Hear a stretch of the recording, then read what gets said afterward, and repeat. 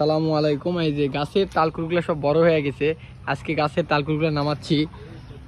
অনুষ্ক ভাই তো বাঁশ দিয়ে একটা নতুন করে করে দিল, এটা ধরে ধরে উঠা যাওয়ার জন্য।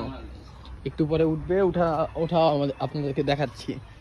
ছোট ভাইকে তুলে দিছি গাছে, এখন ওটা উঠতেছে, উঠে এখন সব তালগুলো নামাবে। ভোমরা এই যে এক ছোট ভাইকে কামড় দিছে এখানে, এখন এটা প্রাথমিক চিকিৎসা হচ্ছে পেঁয়াজ ঘষে। সুমন ভাই প্রচুর লজ্জিত। সুমন ভাই একটা হাসিটা দেখি হচ্ছে না, ওই যে বাঁশ দিয়ে এই যে দেখছেন কত ভোমরা এখানে। এই ভোমরাটা একজন কামড় দিচ্ছে।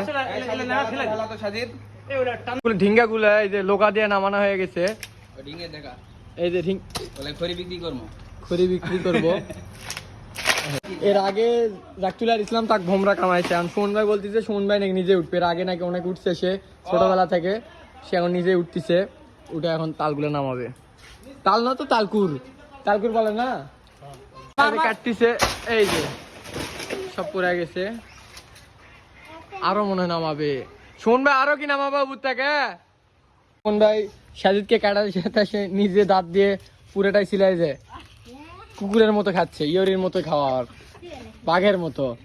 ওই যে দেখেন তালকুর পাড়া হয়ে গেছে, যে খাওয়াও প্রায় শেষের পথে।